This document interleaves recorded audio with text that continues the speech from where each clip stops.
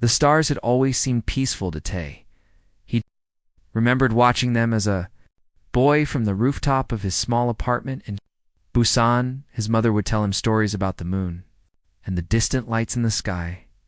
She said that maybe somewhere out there, someone was looking back at them. She was right. Someone had been watching, and now they were coming.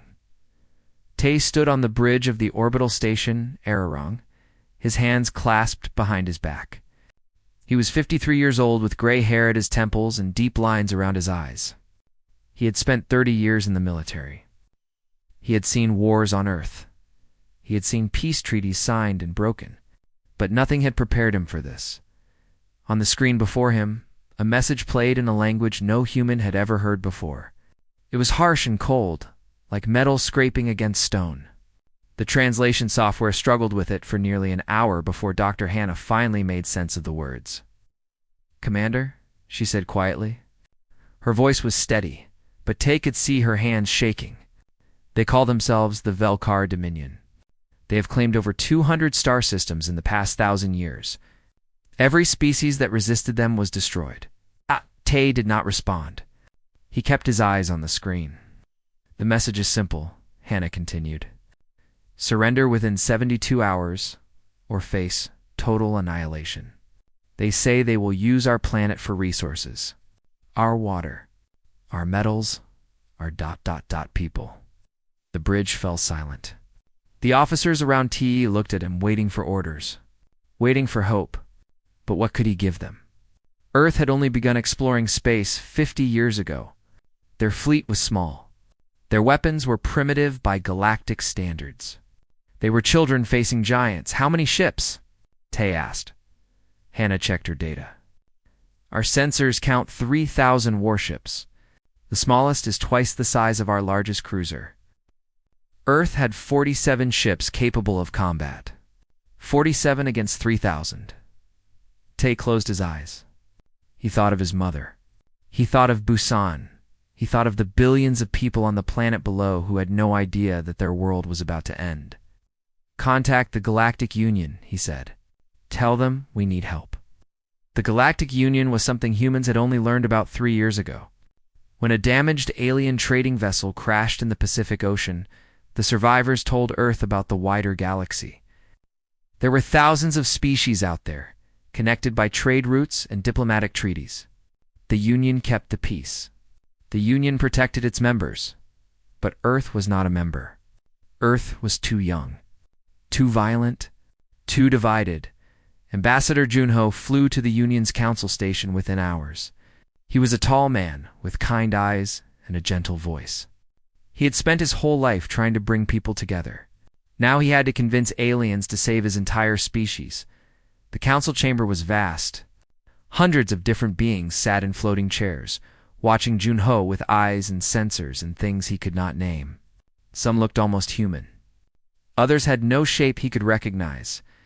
All of them looked at him like he was an insect asking for shelter from a storm. "The Velkari have targeted Earth," Junho said. His voice echoed in the chamber. "We are requesting emergency assistance. Military aid. Anything you can provide." The council was silent for a long moment. Then a creature that looked like a flowing mass of light spoke. Its voice filled Junho's mind directly. "Earth is not a member of the Union. You have not paid tribute. You have not signed our treaties. Why should we risk our ships for a species that cannot even stop fighting itself?" Junho felt his heart sink. "Because we are people. We have families, children, dreams. We deserve a chance to survive." Another counselor spoke. This one had a hard shell and many legs. "The Velkari are powerful. To fight them would cost us greatly. And for what? A primitive world that will likely destroy itself within a few centuries anyway." "That is not fair," Junho said. "You have not given us a chance. We've seen enough," the light creature replied. "Your history is written in blood. Wars over land. Wars over religion. Wars over the color of skin. You are a violent species. Perhaps the Velkari will do the galaxy a favor." Junho wanted to argue. He wanted to scream. But he saw the truth in their eyes. They had already made their decision. Earth would receive no help. He returned home with nothing. On Earth, the news spread quickly. Governments that had spent decades threatening each other suddenly fell quiet. Old enemies looked at each other across borders and realized that none of their conflicts mattered anymore. The aliens were coming, and no one was going to save them. In Seoul, Admiral Suni gathered what remained of the Pacific Naval Forces. She was a small woman with iron in her spine and fire in her voice. She had commanded ships for 20 years. She had never lost a battle, but she had also never faced an enemy from another world. "We cannot match their firepower," she told her officers.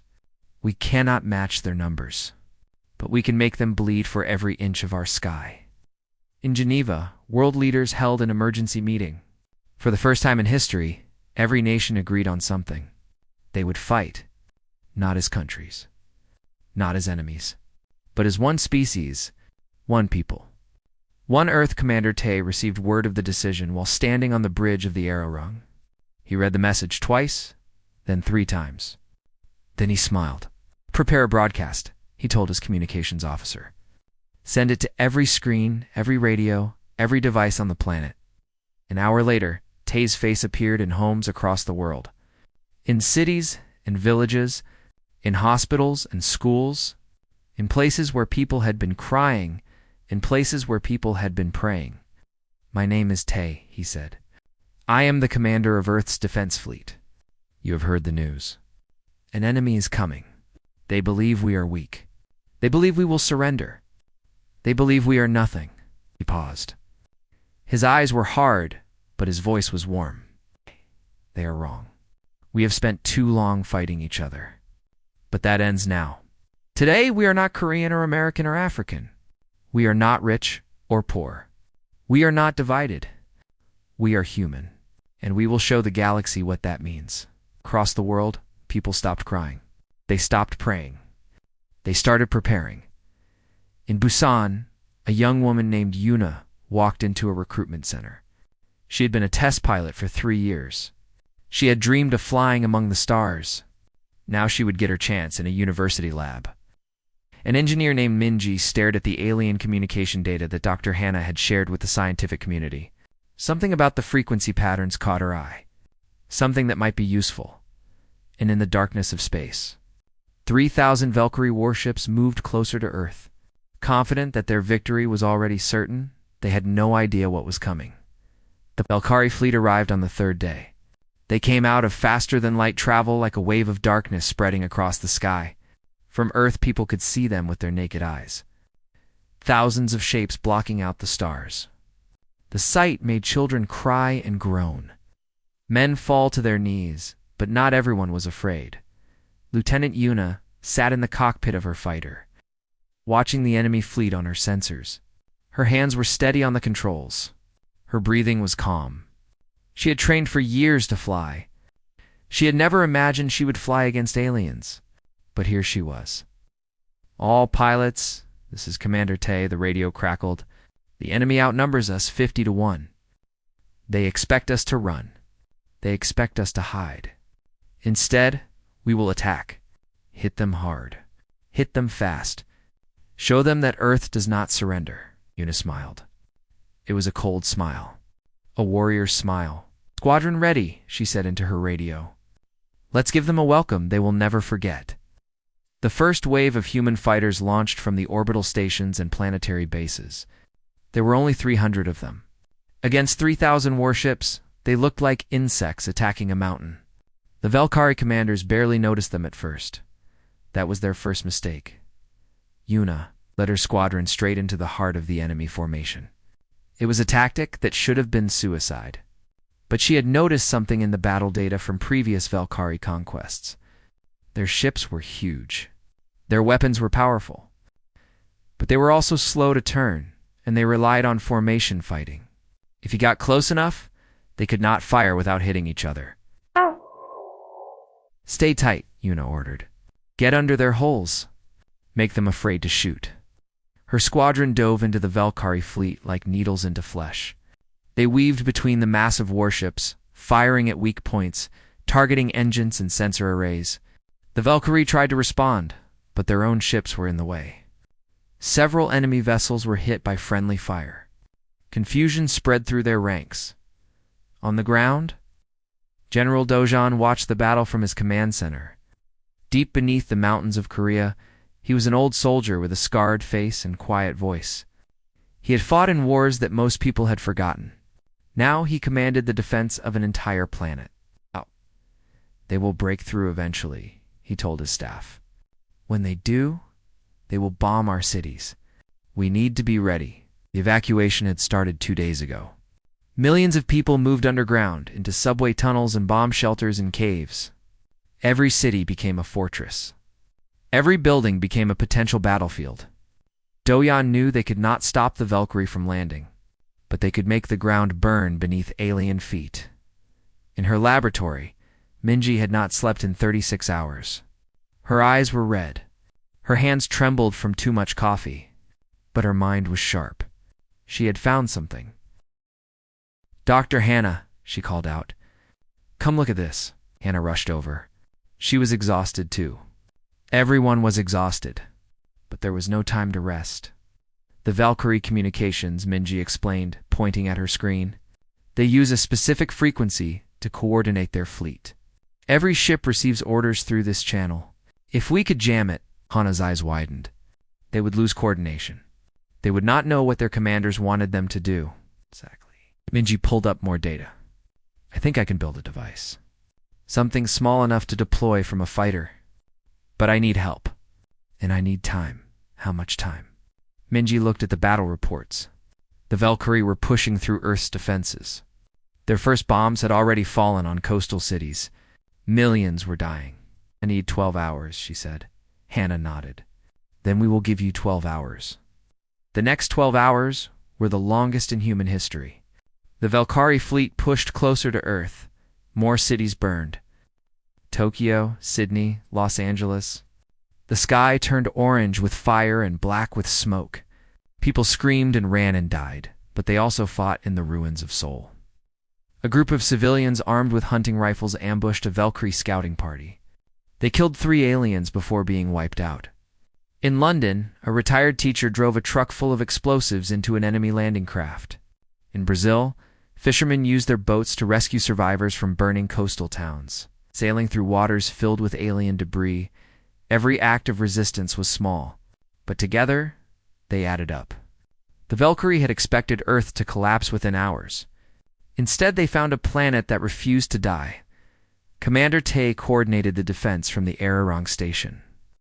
He had not slept either. He had not eaten. He watched the casualty reports come in and felt each death like a wound in his own body. But he could not stop. He could not give up. "How much longer?" he asked Hannah over the communication link. "Minji says the device is almost ready. 1 more hour. 1 more hour." Tay looked at the tactical display. His fleet was down to 23 ships. The Valkyrie had lost only 80. The math was still against them. "Tell all remaining ships to fall back to defensive positions around the station," he ordered. "We hold the line here, no matter what." Lieutenant Yuna's fighter was damaged. She had taken a hit to her left engine during a strafing run. Her cockpit was filled with smoke and warning lights. But she was still flying. "Squadron leader, you should return to base," her wingman said. "Your ship cannot take much more," Yuna laughed. It was a harsh sound. "None of us can take much more. But we are still here. Keep fighting."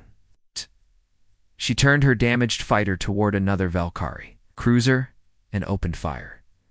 Mingy finished the device with 7 minutes to spare. It was an ugly thing, made of spare parts and desperate hope. But when she tested it, the readings were perfect.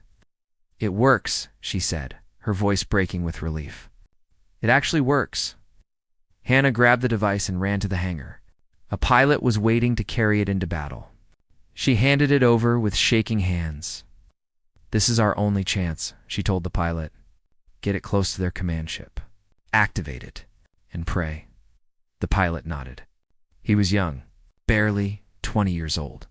He knew he probably would not come back. "For Earth," he said. "For Earth," Hannah replied. The pilot launched into the chaos of battle. He dodged enemy fire. He weaved through debris. He flew with skill and courage that should have been impossible. And when he reached the Valkyrie command ship, he activated the device. The effect was immediate. Across the enemy fleet, communications went silent. Ships that had been moving in perfect formation suddenly stopped. Some collided with each other. Others fired wildly, hitting their own allies. The Valkyrie commanders screamed orders that no one could hear. On the Ararung, Commander Tay watched the enemy fleet fall into chaos. He felt something he had not felt in days. Hope. "All ships, attack," he ordered. "Push them back. Show them what happens when they threaten our home." The remaining human vessels charged forward. They were outnumbered. They were outgunned. But for the first time they were winning. The battle was not over. The war was not won. But Earth had survived another day, and in the darkness of space, the Valkyrie commanders realized something that filled them with cold fear. This small, primitive species would not break, would not surrender, would not stop fighting. They had made a terrible mistake coming here. News traveled fast across the galaxy, faster than light itself. Within days of the first battle, every civilization in known space had heard about the tiny blue planet that refused to die. The story spread through trading posts and diplomatic channels. A primitive species, a hopeless war, and yet, somehow the humans were still fighting. The Valkyrie Dominion, which had crushed hundreds of worlds, was bleeding against a planet that should have fallen in hours. In the great halls of the Galactic Union, the counselors watched footage from Earth. They saw cities burning. They saw ships exploding. They saw humans dying by the millions. But they also saw something else. Something that made them uncomfortable. They saw a mother carrying her wounded child through rubble, refusing to leave him behind. They saw soldiers giving their last food to strangers. They saw doctors working without rest, saving lives they knew would probably be lost tomorrow. They saw a species that had every reason to give up, and chose to keep fighting instead. Ambassador Junho returned to the Union Council on the 7th day of the war. He looked different now. His suit was torn. His face was bruised. He had been on Earth when the bombing started.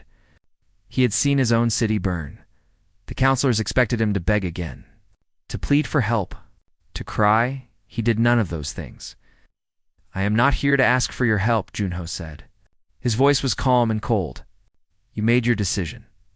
You chose to let us die. I accept that." The chamber was silent. No one had ever spoken to the council this way. "I am here to show you what you are missing." Junho activated a holographic display. Images filled the chamber. A firefighter in Tokyo, running into a collapsing building to save trapped children. Soldiers in Europe, forming human shields to protect evacuating civilians. An old man in Africa standing alone against a Valkyrie patrol with nothing but a farming tool, buying time for his village to escape. "You called us violent," Junho continued. "You called us primitive.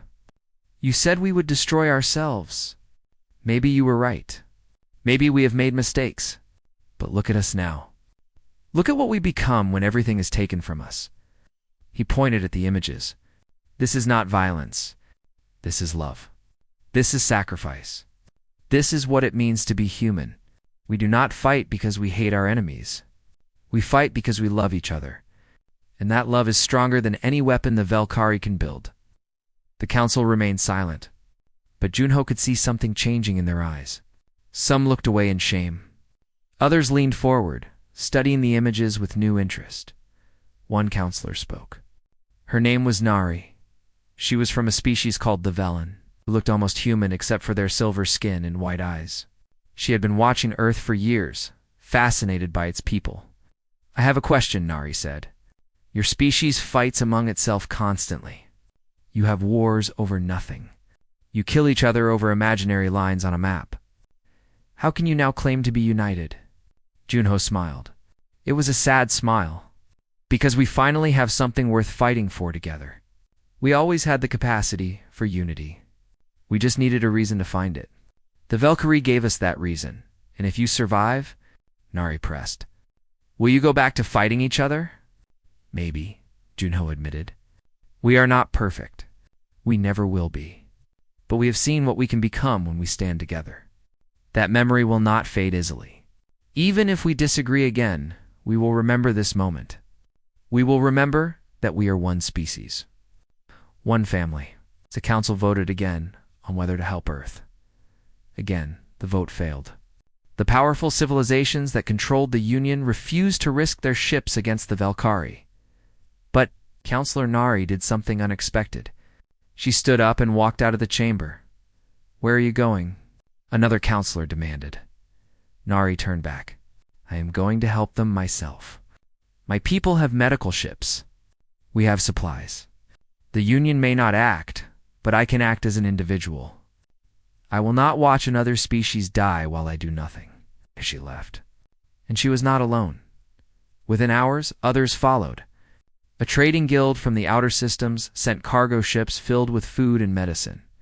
A group of retired warriors from the Kethan Empire, who remembered their own desperate wars, flew their old battleships toward Earth. A young scientist from a peaceful world sent plans for better shield technology. Hoping it might save lives, the Union did not help Earth, but the galaxy did. Commander Tay received the first Allied ships on the 10th day of the war. He watched them arrive through the viewport of the Ararung, which was now damaged and barely functional. His fleet was down to 11 ships. His people were exhausted. They had been fighting without rest for over a week. And then, like stars appearing after a storm, new ships emerged from faster-than-light travel.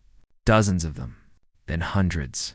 They were different shapes and sizes, carrying flags and symbols from species Tay had never seen before. A message came through the communication system.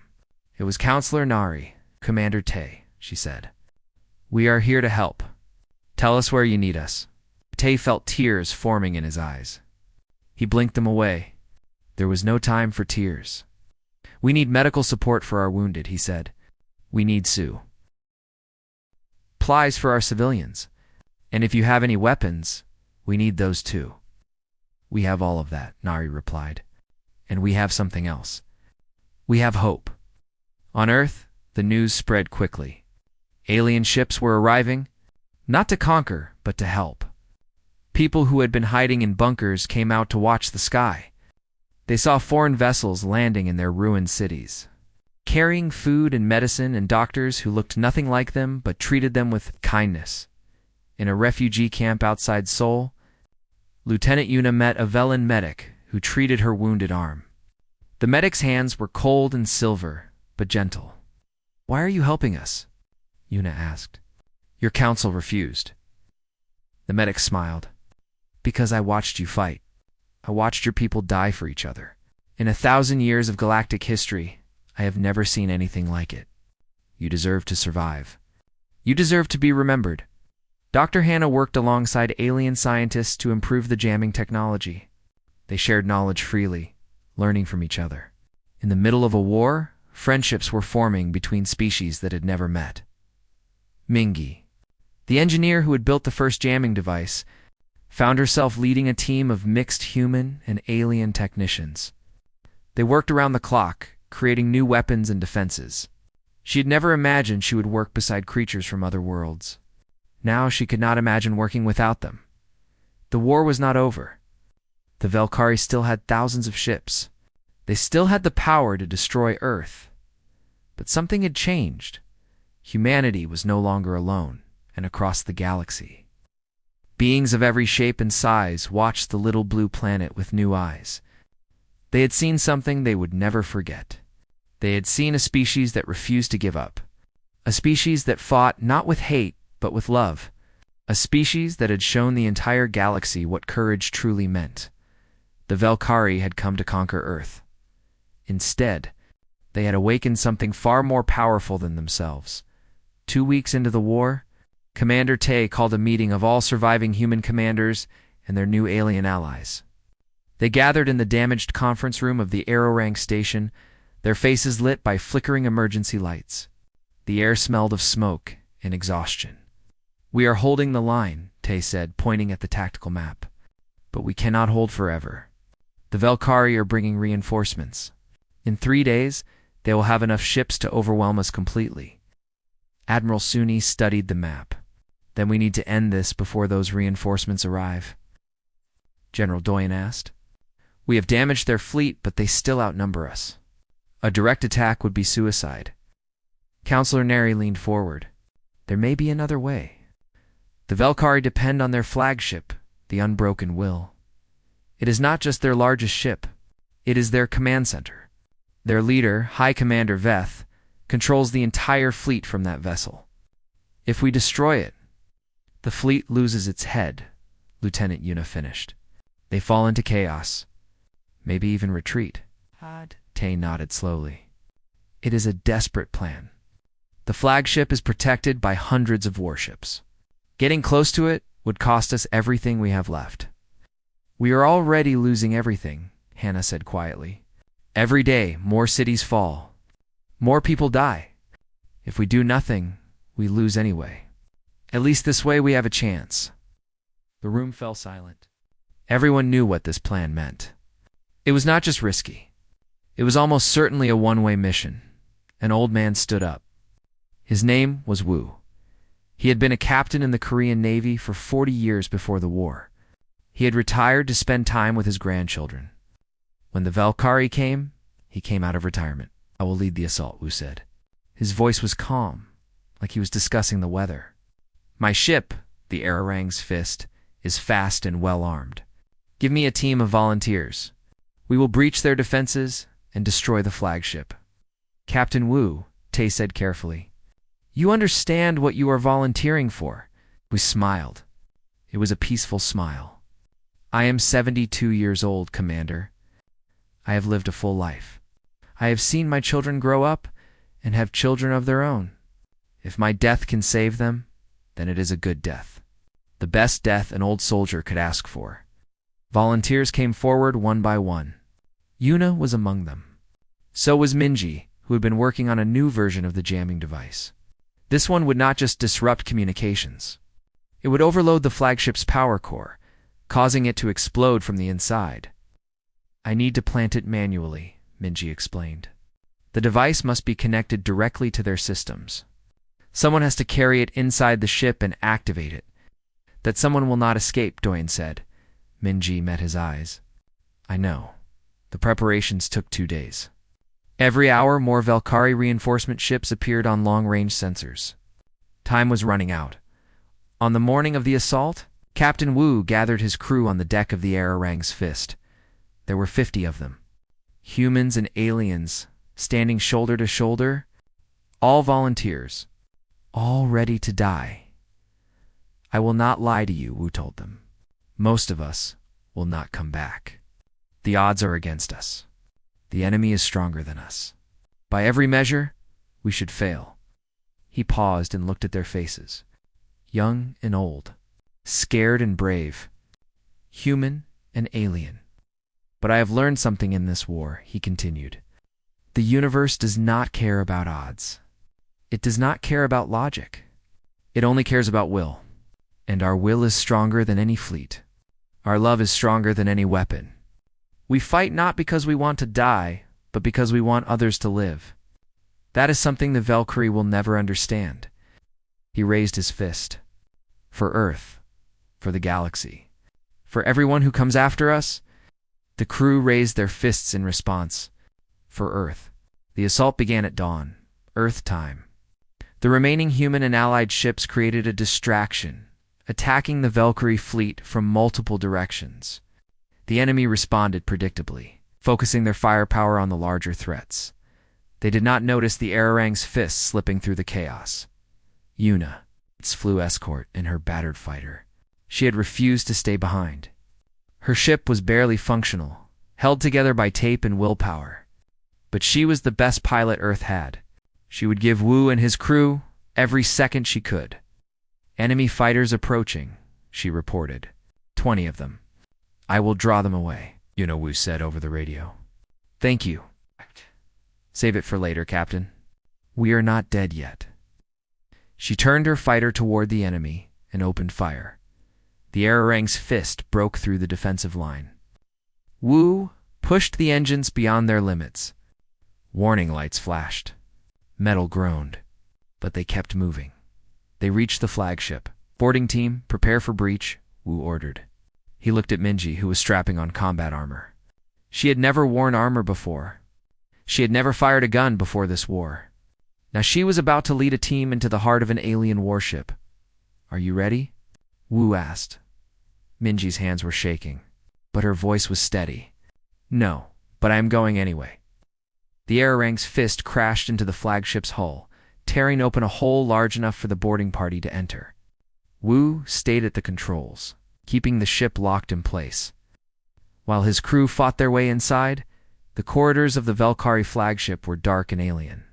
The walls seemed to breathe. The air smelled like metal and something organic that Mingi could not identify. Valkyrie soldiers emerged from every direction, their weapons blazing. Humans and aliens fell. They died in those corridors, fighting for every meter of ground. But they kept pushing forward. Wu was hit by enemy fire. The blast tore through his side. He collapsed against a wall, blood pooling beneath him. A young soldier tried to help him up. Leave me, Wu gasped. Protect Mingi. Get her to the core. Sir, that is an order. The soldier hesitated, then nodded. He left Wu behind and ran after the remaining team. Minji reached the power core with only 3 others. The core was massive, a swirling sphere of energy that lit the chamber with an angry red glow. Velkar guards surrounded it. The final battle was brief and brutal. Minji's teammates fell one by one. She took a wound to her leg, then her shoulder. But she kept crawling forward, the device clutched in her bleeding hands. She reached the core. She attached the device. Her fingers, slick with blood, entered the activation code. The device hummed to life. Minji, Hannah's voice crackled through the radio. Get out of there. You still have time. Minji looked at the exit. It was so far away. Her legs would not carry her. Her arms had no strength left. Tell everyone, she said softly, that I was not afraid. Tell them I was proud. Minji, take care of them. Hannah, take care of all of them. She closed her eyes. The unbroken will exploded. The blast was visible from Earth, a flash of light brighter than the sun, blooming in the darkness of space. The Valkyrie fleet froze. Their communications died. Their coordination shattered, and then slowly began to retreat. On the Arirang station, Commander Tay watched the enemy flee. He should have felt victory. Instead, he felt only grief. How many did we lose? He asked the officer beside him, checked the reports. The Arirang's fist is gone. Captain Wu. Lieutenant Yuna's fighter was recovered. She is alive, but badly wounded. And Minji, the officer could not finish. Tay lowered his head. Make sure their names are remembered. Make sure no one forgets what they did. Yes, Commander. Outside the viewport, the stars were quiet again. The Valkyrie were gone. Earth had survived, but the cost had been beyond measure. The war ended on a Tuesday. The Valkyrie Dom. Enian, for the first time in 1,000 years of conquest, sent a message of surrender. They would withdraw from Earth's system. They would pay compensation for the damage they had caused. They would never return. Commander Tay received the message on the bridge of a borrowed alien vessel. The Arirang station had been destroyed in the final battle. Most of Earth's original fleet was gone. But somehow, against all odds, humanity had won. He read the message twice. Then he put it down and stared out at the stars. Sir, his aide asked, what should we tell them? Tay thought for a long moment. He thought about the millions who had died. He thought about the cities that lay in ruins. He thought about Minji and Wu and all the others who would never see this day. Tell them we accept, he said finally. And tell them that if they ever threaten another world the way they threatened ours, we will come for them. Not for revenge, but to protect others from suffering what we suffered.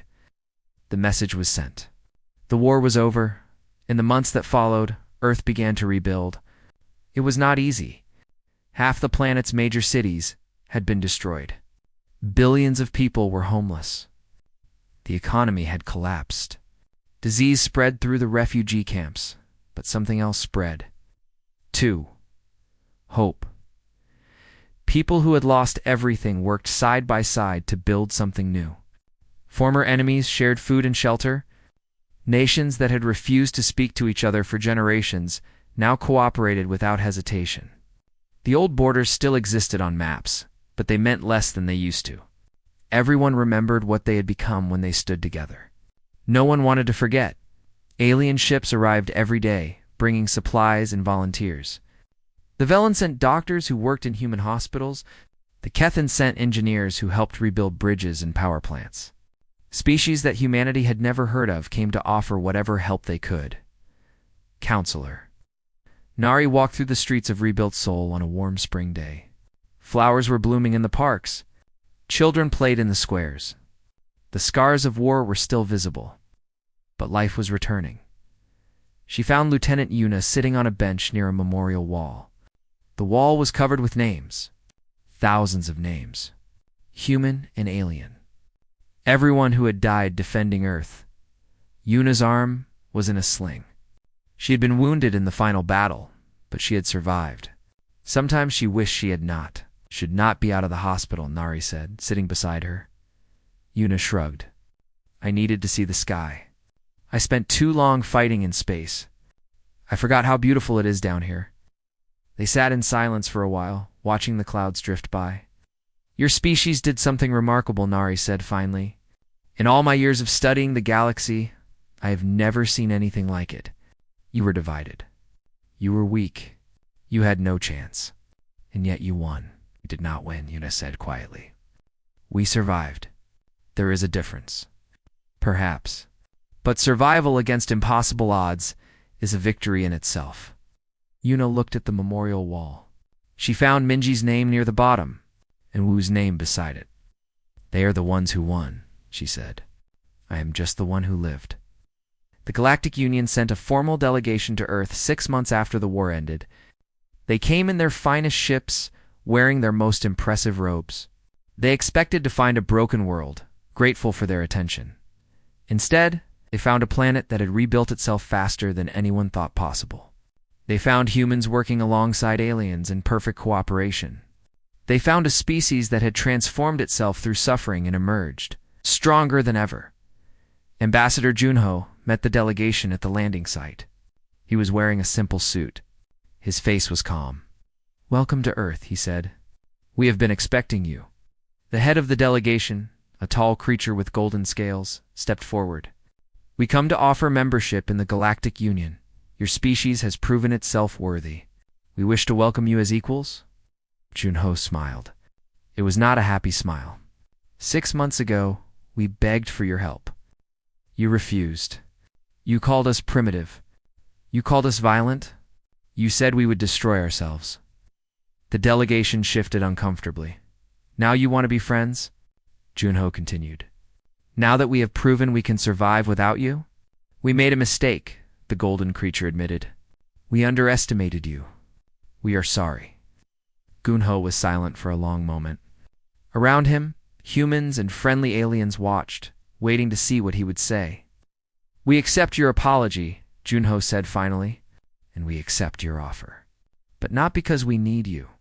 We accept because we believe in second chances. We believe that people can change. We believe that even those who fail us can become better. He extended his hand. Welcome to Earth. We hope you will learn from us, as we hope to learn from you. The golden creature took his hand. For the first time in galactic history, humanity officially joined the community of civilized worlds. That night, there was a ceremony in Seoul. Commander Tae stood in the rebuilt plaza, beside a monument that had been erected during the reconstruction. It was a simple stone pillar, carved with names and words in every language of Earth and several alien tongues. Admiral Suni placed the first wreath at the base of the monument. General Do-Yan stood at attention, tears running down his scarred face. Dr. Hannah read a list of names. Each one was a person who had given everything so others could live. When she reached Minji's name, her voice broke. She had to stop and take a breath before continuing. Counselor Nari stepped forward when the reading was done. She had been appointed as the Union's first official ambassador to Earth. It was a position she had requested personally. "I have a question," she said to Commander Tay, loud enough for everyone to hear. "A question that the entire galaxy is asking. How did you do it? You had nothing. You were alone. By every calculation, you should have failed. How did you survive?" Tay looked at the crowd gathered in the plaza. Humans of every nation stood together, their differences forgotten. Aliens walked among them, no longer strangers, but friends. Children ran and laughed, too young to remember the war, but old enough to inherit its legacy. "We were never alone," Tay said. His voice carried across the plaza, amplified by speakers so everyone could hear. "We had each other. We had our families, our friends, our neighbors, people we had never met who became brothers and sisters in our darkest hour." He looked up at the stars, visible now in the evening sky. The galaxy thought we were weak because we fought among ourselves. They did not understand that our conflicts were never about hate. They were about passion, about caring so deeply for our beliefs that we were willing to fight for them. When we found something worth fighting for together, we turned that passion outward. We became unstoppable. He placed his hand on the monument. "This is who we are. Not perfect, not always wise, but brave, stubborn, loyal to each other in ways that no force in the universe can break. The Valkyrie came to destroy us. Instead, they showed us who we truly are." The inscription on the monument caught the light of the setting sun. Nari read it aloud, her voice filled with emotion. "They came to break us. They only forged us." The crowd was silent for a moment. Then someone began to clap. Others joined.